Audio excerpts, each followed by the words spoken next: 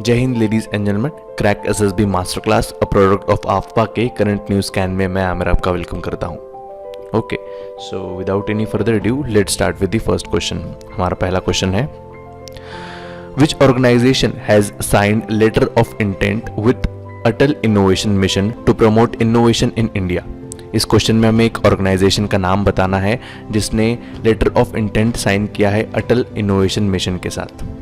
ये ऑर्गेनाइजेशन है option number 2, council of scientific and industrial research, जिसे हम शॉर्ट में CSIR भी कहते हैं। ठीक है, अटल इनोवेशन मिशन ये इंडिया का फ्लैगशिप इनिशिएटिव है जिसके तहत हम इंडिया में इनोवेशन को प्रमोट कर रहे हैं। ठीक है, एक कल्चर नहीं है हमारे यहाँ इनोवेशन का। बहुत सारे लोग जो है वो एक तो धंधा करने में लग जाते हैं या फिर कुछ नौकरी पाने की तलाश करते हैं। तो यहाँ पे इनोवेशन को प्रमोट करने के लिए टेक्नोलॉजिकल एडवांसमेंट, साइंटिफिक डेवलपमेंट होना चाहिए इंडिया में। इस वजह से अटल इनोवेशन मिशन इसे चालू किया गया। अब इनोवेशन को प्रमोट करने से क्या होगा, MSMEs का दौर भी बढ़ेगा।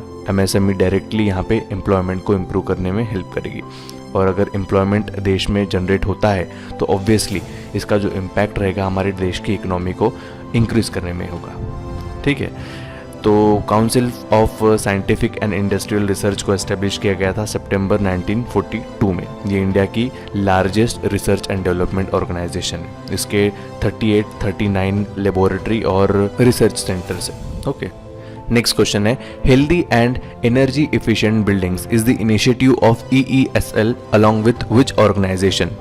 इस क्वेश्चन में हमें बताना है कि healthy and energy efficient buildings इस इनिशिएटिव में ऑप्शन में दी हुई कौन सी ऑर्गेनाइजेशन पार्ट है। तो इस इनिशिएटिव का पार्ट है ऑप्शन नंबर 4 में मौजूद United States agency for international development. ये इस इनिशिएटिव का पार्ट है। नेक्स्ट है, which state has launch India's first online waste management platform recently. इस क्वेश्चन में हमें बताना है एक स्टेट के बारे में जिसने इंडिया का पहला ऑनलाइन वेस्ट मैनेजमेंट प्लेटफॉर्म को लॉन्च किया है। ये किया है ऑप्शन नंबर 1 आंध्र प्रदेश ने, online waste management platform. Andhra Pradesh का जो एनवायरनमेंट मैनेजमेंट कॉरपोरेशन है उसने इस इनिशिएटिव को शुरू किया है वर्ल्ड एनवायरनमेंट डे के अवसर पर।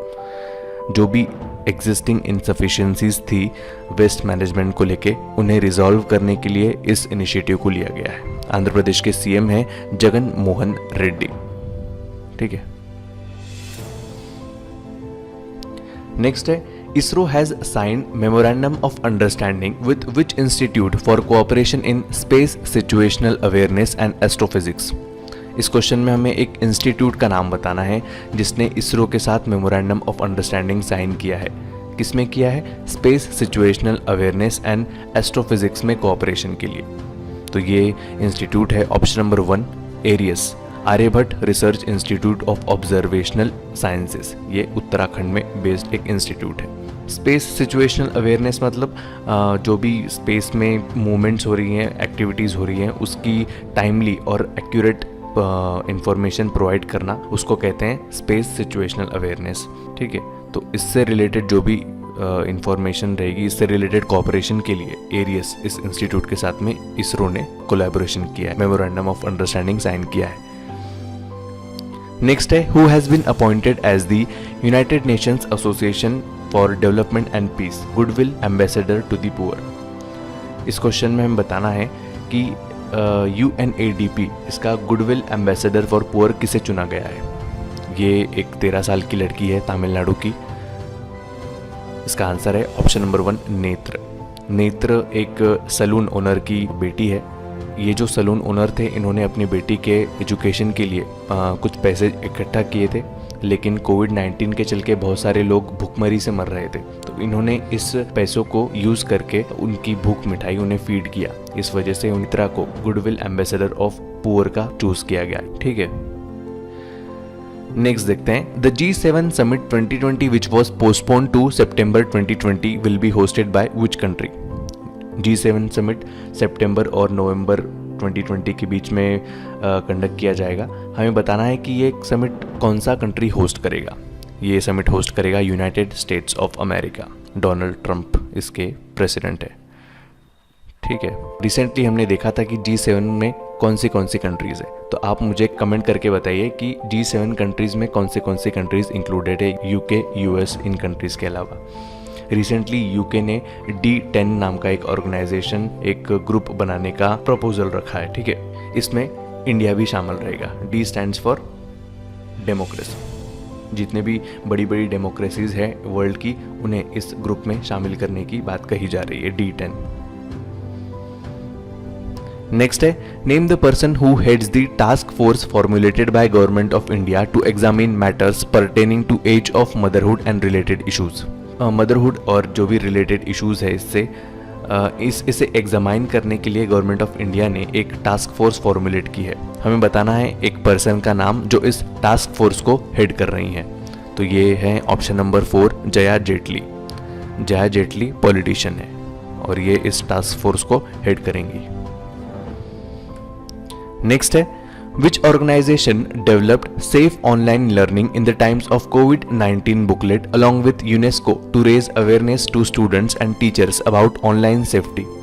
इस क्वेश्चन में हमें एक सेंटर का नाम बताना है, एक ऑर्गेनाइजेशन का नाम बताना है जिसने एक बुकलेट डेवलप की है। इस बुकलेट का नाम है safe online learning in the times of COVID-19। ये बुकलेट यूनेस्को के हेल्प से डेवलप की गई है अलॉन्ग विथ यूनेस्को।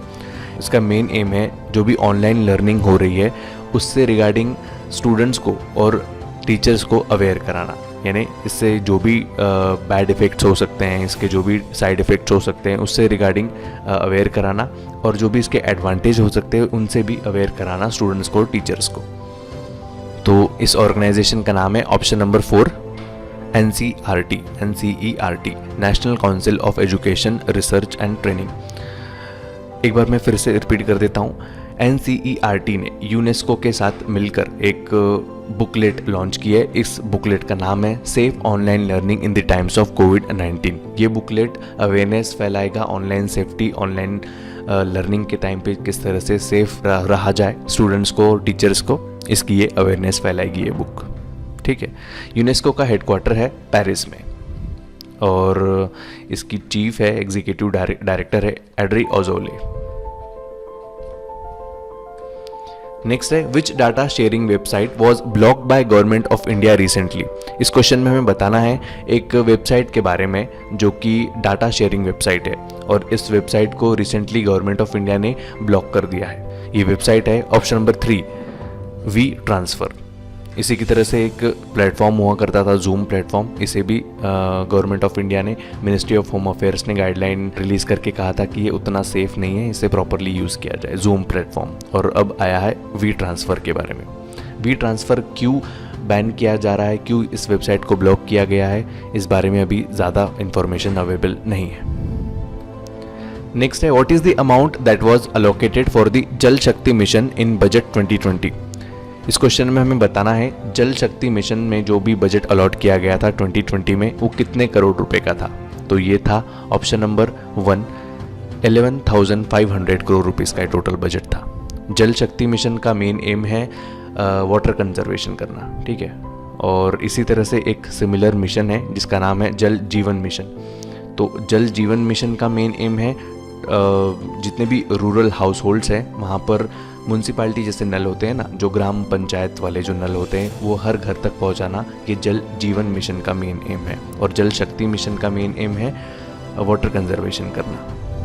नेक्स्ट है, what is the name of the drive started by Madhya Pradesh government. Recently Madhya Pradesh government ने एनवायरनमेंट रिलेटेड इश्यूज को resolve करने के लिए एक ड्राइव स्टार्ट की है।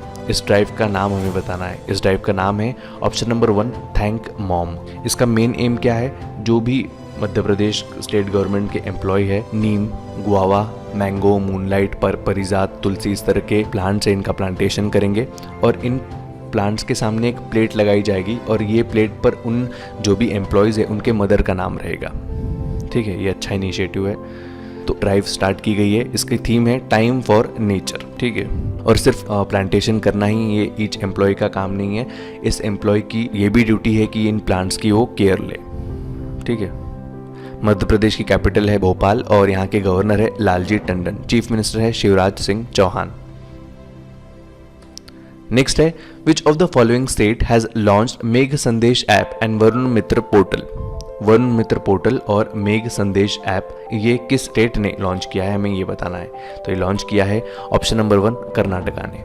कर्नाटका की गवर्नमेंट ने इसे लॉन्च किया है। कर्नाटका के रेवेन्यू मिनिस्टर आर अशोक, इन्होंने इस ऐप को और इस पोर्टल को लॉन्च किया है। ये ऐप और portal real time information provide करेगा वेदर से रिलेटेड, और अगर कोई फ्लडिंग है या फिर रेनफॉल से रिलेटेड कोई अलर्टनेस प्रोवाइड करनी है, इसके लिए भी ये ऐप को यूज़ किया जाएगा। इस ऐप और पोर्टल के डेवलपमेंट में एक इंस्टीट्यूट भी शामिल था, वो था इंडियन इंस्टीट्यूट ऑफ साइंस, जो कि बेंगलुरु में स्थित है। नेक्स्ट है, which of the following state has proposed to give state anthem status to Vande Utkala Janani. Vande Utkala Janani एक पोएम है, इस पोएम को स्टेट एंथम का स्टेटस देने की मांग कर रहा है एक स्टेट। तो ये स्टेट है ऑप्शन नंबर 1 उड़ीसा। जब भी उत्कला से ऐसा कोई शब्द आ जाए और आपको कोई स्टेट वहाँ पे सिलेक्ट करना रहे, तो आप बेझिझक उड़ीसा को सिलेक्ट कर सकते हैं। ठीक है, कलिंग उत्कल। इसके बारे में थोड़ा सा और जान लेते हैं। उड़ीसा के चीफ मिनिस्टर है नवीन पटनायक, इनकी कैबिनेट ने ऐसा प्रपोजल दिया है स्टेट एंथम वंदे उत्कला जननी नाम का। इस पोएम को लिखा था कांता काबी लक्ष्मीकांत मोहपात्रा ने 1912 में। उड़ीसा के गवर्नर है गणेशी लाल और यहाँ की कैपिटल है भुवनेश्वर। नेक्स्ट है, scientist at ARCI develops magneto caloric material, which of the following disease can be treated from this material. एक इंस्टीट्यूट है ARCI नाम का, यहाँ के साइंटिस्ट ने एक मैग्नेटो कैलोरिक मटेरियल डेवलप किया है। हमें बताना है कि ये जो पर्टिकुलर मटेरियल है वो किस तरह का डिसीज़ ट्रीट करने के लिए यूज़ किया जा सकता है। तो ये है ऑप्शन नंबर 2 कैंसर। कैंसर इस डिसीज़ को ट्रीट करने के लिए मैग्नेटो कैलोरिक मटेरियल जो ये इंस्टीट्यूट ने डेवलप किया है, यहाँ के साइंटिस्ट ने डेवलप किया है, उसे यूज़ किया जा सकता है।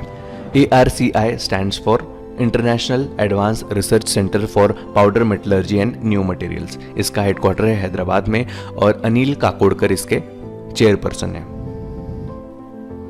नेक्स्ट है, who has become the first Indian to receive Richard Dawkins award 2020। इस क्वेश्चन में हमें बताना है एक इंडियन का नाम जो कि पहले इंडियन बने हैं रिचर्ड डॉकिन अवार्ड जीतने वाले। ये पहले इंडियन बने हैं ऑप्शन नंबर 3 जावेद अख्तर। जावेद अख्तर ये पोएट हैं और सॉन्ग राइटर भी है, इन्हें ये अवार्ड मिला है। रिचर्ड डॉकिंस फाउंडेशन द्वारा इस अवार्ड को दिया जाता है। रिचर्ड डॉकिंस फाउंडेशन के फाउंडर रिचर्ड डॉकिंस खुद थे, लेकिन ये जो अवार्ड है रिचर्ड डॉकिन अवार्ड, ये अवार्ड मार्गरेट डाउनी ने शुरू किया था 2003 में। ये अवार्ड दिया जाता है critical thinking, holding religious principles और एडवांसिंग ह्यूमन प्रोग्रेस और ह्यूमनिस्ट वैल्यूज के लिए। ठीक है, नेक्स्ट है, Tech Mahindra signs UNGC initiative to reduce CO2 emissions to raise renewable energy target to 50% by which year। Tech Mahindra ने एक इनिशिएटिव साइन किया है UNGC के साथ, यूनाइटेड नेशंस ग्लोबल कॉम्पैक्ट के साथ, जिससे CO2 इमिशन को कम कर सके, जो रिन्यूएबल एनर्जी टारगेट है उसको 50% से ये बढ़ा सके।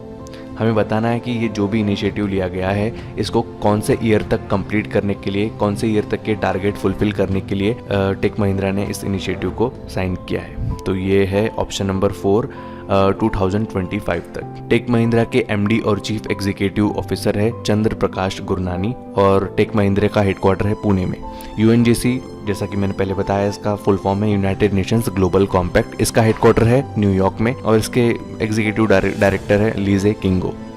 तो लेडीज एंड जेंटलमैन, ये थे कुछ इंपॉर्टेंट करंट अफेयर्स। कल फिर मिलेंगे नए एडिशन में नए करंट अफेयर्स के साथ। तब तक के लिए स्टे होम, स्टे सेफ। जय हिंद, जय भारत। अगर इस वीडियो में प्रोवाइड की गई इन्फॉर्मेशन आपको लगता है कि आपके नॉलेज में इम्प्रूवमेंट लाती है तो प्लीज़ इस वीडियो को लाइक कीजिए, शेयर कीजिए और चैनल को सब्सक्राइब नहीं किया होगा तो चैनल को सब्सक्राइब कीजिए ताकि आपको GD लेक्चर स्कैन जैसे एडिशंस मिल सके, जिससे आपके GD में परफॉर्मेंस इम्प्रूव हो सकेगा। ठीक है, थैंक यू फॉर वॉचिंग।